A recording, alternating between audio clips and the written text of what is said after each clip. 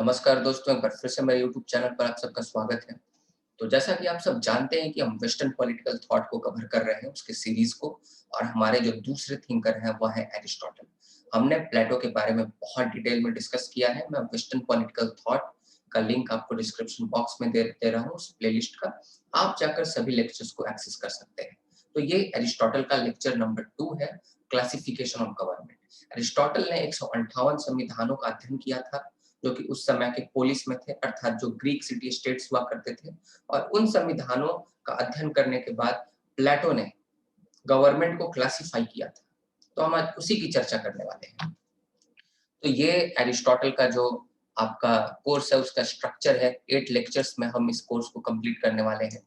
Semester 5 और ये UPSC के स्टूडेंट्स के लिए है, एस्पिरेंट्स के लिए है, जो कि पीएसआईआर का तैयारी कर रहे हैं। तो आज का हमारा लेक्चर ये है, एरिस्टोटल्स क्लासिफिकेशन ऑफ गवर्नमेंट।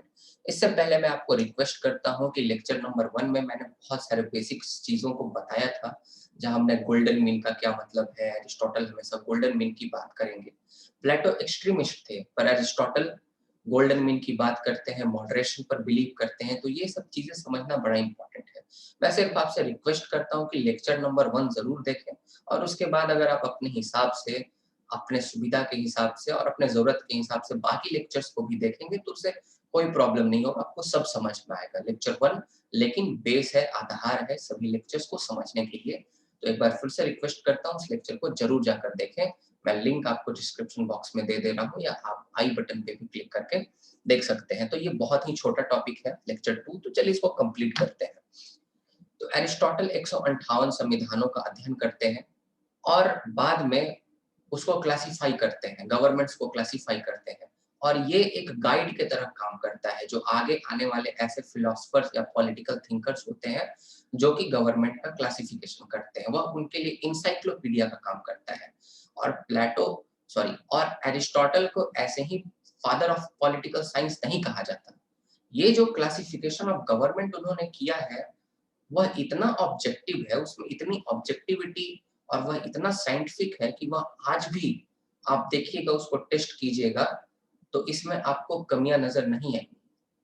तो चलिए हम समझने की कोशिश करते हैं। तो एरिस्टोटल जो है वह 2 आधारों पर गवर्नमेंट्स को क्लासिफाई कर रहे हैं। कितने लोग गवर्नमेंट में हैं जो कि रूल कर रहे हैं, मतलब नंबर ऑफ रूलर। एक व्यक्ति गवर्नमेंट को रूल कर रहा है, या कुछ लोग गवर्नमेंट को रूल कर रहे हैं, या फिर बहुत सारे लोग गवर्नमेंट को रूल कर रहे हैं। और दूसरा उनका जो आधार है वह है पर्पस और ऑब्जेक्टिविटी। ओके, क्या पर्पस है, मकसद क्या है, लक्ष्य क्या है उस रूल का, उस शासन का। एक व्यक्ति वह शासन कर रहा है अपने हितों के लिए या पूरे प्रजा के हितों के लिए। कुछ लोग जो शासन कर रहे हैं वह अपने हितों के लिए शासन कर रहे हैं कि सभी के हितों के लिए शासन कर रहे हैं। जो बहुत सारे लोग हैं वह सिर्फ अपने हितों के लिए शासन कर रहे हैं कि सबके हितों के लिए शासन कर रहे हैं। तो ये 2 चीज, नंबर ऑफ रूलर और पर्पस क्या है रूल का। अपने हितों का पूरा करना पर्पस है, या सभी के हितों के लिए शासन करना पर्पस है। तो आप देखिएगा, एरिस्टोटल कहते हैं उनके लिए, जब एक व्यक्ति शासन कर रहा है और वह अगर सभी के हितों में शासन कर रहा है तो उसको हम मोनार्की कहेंगे। और मोनार्की एरिस्टोटल के लिए बेस्ट फॉर्म ऑफ गवर्नमेंट है। लेकिन एरिस्टोटल ये भी कहते हैं कि जो मोनार्की होगा वह अल्टीमेटली टायरनी में कन्वर्ट हो जाएगा। मतलब एक जो व्यक्ति है वह कुछ समय के बाद सिर्फ अपने हितों को सिर्फ साधने की कोशिश करेगा। तो अगर एक व्यक्ति अपने हितों के लिए शासन कर रहा है तो उसको कहते हैं टायरनी। और टायरनी जो है एरिस्टोटल के लिए वर्स्ट फॉर्म ऑफ गवर्नमेंट, ये सबसे बुरा है। तो मोनार्की को तो मानते हैं कि एरिस्टोटल की सबसे बढ़िया है, बेस्ट है। पर मोनार्की को कभी धरातल पर, जमीन पर उतारा नहीं जा सकता। क्योंकि आप मोनार्की को एक बार धरातल पर स्थापित करेंगे तो आप पाएंगे कि कुछ समय के बाद मोनार्की टायरनी में कन्वर्ट हो ही जाएगा, according to Aristotle. Therefore, monarchy is best but not best practicable. Monarchy best है पर best practicable नहीं। That is not practical, okay? Because it will ultimately turn into tyranny. आगे एरिस्टोटल कहते हैं कि अगर कुछ लोगों का शासन है और वह सबके हितों के लिए है तो उसे हम एरिस्टोक्रेसी कहेंगे। और अगर यही कुछ लोगों का शासन सिर्फ और सिर्फ अपने हितों को साधने के लिए है, तो हम इसे ओलिगार्की का नाम देंगे। और अगर रूल ऑफ मेनी है, अगर बहुत लोगों का शासन है और वह बहुत लोगों का शासन अगर सबके लिए है, सबके हितों में है, तो हम उसे पॉलिटी कहेंगे। और एरिस्टोटल के लिए पॉलिटी जो है, यह बेस्ट प्रैक्टिसेबल है। मोनार्की तो बेस्ट है, पर मोनार्की बेस्ट प्रैक्टिसेबल नहीं है। पॉलिटी जो है, वह एरिस्टोटल के लिए बेस्ट प्रैक्टिसेबल है, क्योंकि पॉलिटी में जो मेनी है, मतलब बहुत लोग हैं इसमें, ये मेनी कौन होते हैं? ये मेनी होते हैं मिडिल क्लास। और जब मिडिल क्लास की हम बात करते हैं, तो मिडिल क्लास पढ़े लिखे होते हैं, ठीक है? तो इसीलिए ये रूल ऑफ मिडिल क्लास है, जो पॉलिटी है, और सबके हितों के लिए है। तो इसे जो है और एरिस्टोटल बेस्ट प्रैक्टिसेबल मानते हैं, और इसे ही स्थापित करने पर जोर देते हैं। अगर वहीं दूसरी तरफ अगर रूल ऑफ मेनी है, और वह अगर सिर्फ उन्हीं लोगों के इंटरेस्ट में है, उन्हीं लोगों के हितों में जो कि शासन में है, तो उसे हम डेमोक्रेसी कहेंगे। तो डेमोक्रेसी एरिस्टोटल के लिए बुरा शब्द है। क्यों? क्योंकि यहाँ पे जो मेनी है, जो रूल करेंगे अपने हितों में, तो वे मिडिल क्लास नहीं होंगे। वे कौन होंगे? वे पुअर होंगे, गरीब लोग होंगे और अज्ञानी लोग होंगे। तो जब गरीब अज्ञानी का रूल होता है, तो वह खुद के हितों में होगा। तो अगर बहुत सारे लोग अगर रूल कर रहे हैं, अगर वह गरीब है, अज्ञानी है, तो वह अल्टीमेटली डेमोक्रेसी में कन्वर्ट हो जाएगा। और अगर बहुत सारे लोग रूल कर रहे हैं और ऐसे बहुत सारे लोग हैं जो कि पढ़े लिखे हैं, मिडिल क्लास से हैं, तो इसे हम पॉलिटी कहेंगे। तो एरिस्टोटल के लिए बेस्ट प्रैक्टिसेबल पॉलिटी है। और सबसे बुरा क्या है? सबसे वर्स्ट कौन सा है? तो वह है टायरेनी। और दूसरे नंबर में सबसे बुरा कौन सा है? तो वह है डेमोक्रेसी। और अगर कोई पूछेगा कि सबसे अच्छा कौन सा है, तो वह है monarchy. That is best, but that is not best practicable. Polity is best practicable. Therefore, the Plato will prefer the polity rather than the monarchy, because monarchy will ultimately turn into tyranny. Okay, तो ये है, ये तो आप समझ ही सकते हैं, आपको सब समझ में आ गया। ये आप बना सकते हैं, ये जो आपका टेबल है, rule of number of ruler, pure form, इसका परवर्टेड फॉर्म, वन अगर रूल कर रहा है तो प्योर फॉर्म मोनार्की होगा, टायरनी होगा। उसी तरह से फ्यू एरिस्टोक्रेसी और ओलिगार्की, और मेनी में पॉलिटी और डेमोक्रेसी। तो ये सब चीजें मैंने आपको बता दिया कि monarchy best form of government है, क्योंकि ये एक तरह प्लेटो के फिलोसफर किंग के रूल से मिलता जुलता है, क्योंकि फिलोसफर किंग के पास रीजन होता है, विजडम होता है। लेकिन मोनार्की बेस्ट प्रैक्टिसेबल नहीं है, क्योंकि मोनार्की अल्टीमेटली टायरनी में कन्वर्ट हो जाएगा, और अरिस्टोटल के लिए tyranny worst form of government है। अगर दूसरे तरफ देखा जाए, तो पॉलिटी जो है वह मिडिल क्लास का रूल है और सबके हितों के लिए है, इसीलिए पॉलिटी बेस्ट प्रैक्टिसेबल है। और डेमोक्रेसी जो है, यह सेकेंड वर्स्ट है, माने दूसरे नंबर पे सबसे बुरा है टायरनी के बाद। ठीक है, ऐसा क्यों? क्योंकि जो पॉलिटी है, सॉरी, जो आपका ये है डेमोक्रेसी है, वह रूल ऑफ मेनी है। पर ये मेनी कैसे है? ये बहुत सारे लोग इग्नोरेंट है और पुअर पीपल, इनके पास ज्ञान ये सब नहीं है। वहीं पॉलिटी में जो रूल ऑफ मेनी है, वो मिडिल क्लास का रूल है, एडुकेटेड होते हैं।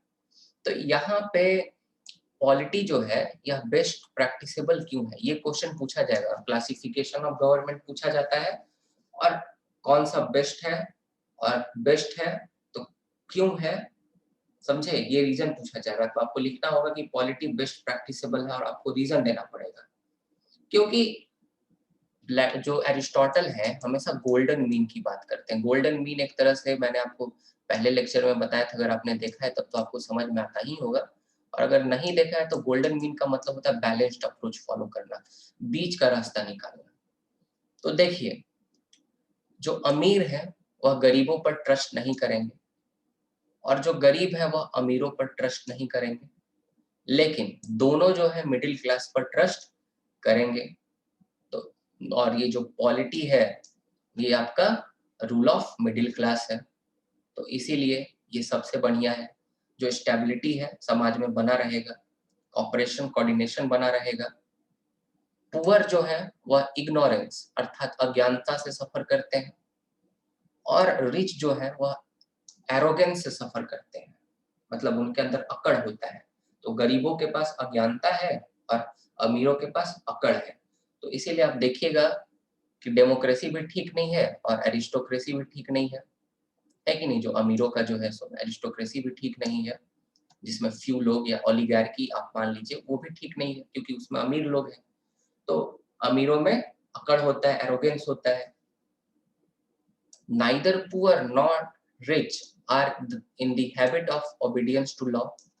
और ना गरीब लोग कानूनों का पालन करते हैं, ना अमीर लोग कानूनों का पालन करते हैं, क्योंकि एक में अज्ञानता और दूसरे में अकड़ है। लेकिन तीसरा एक वर्ग है समाज में, मिडिल क्लास, उसमें ना अज्ञानता है, ना अकड़ है, और ये जो है ये कानूनों का पालन भी करता है। तो ये समाज को सही तरह से रूल कर पाएगा, गाइड कर पाएगा। और तीसरा रीजन देते हैं एरिस्टोटल की पॉलिटी क्यों बेस्ट प्रैक्टिसेबल है। तो कहते हैं कि जो मिडिल क्लास होता है उसके पास रीजन और मॉडरेट वेल्थ होता है। उसके पास रीजन होता है, तर्क क्षमता होता है, और उसके बाद मॉडरेट वेल्थ होता है, बहुत ज्यादा पैसा भी नहीं होता, बहुत कम पैसा भी नहीं होता है।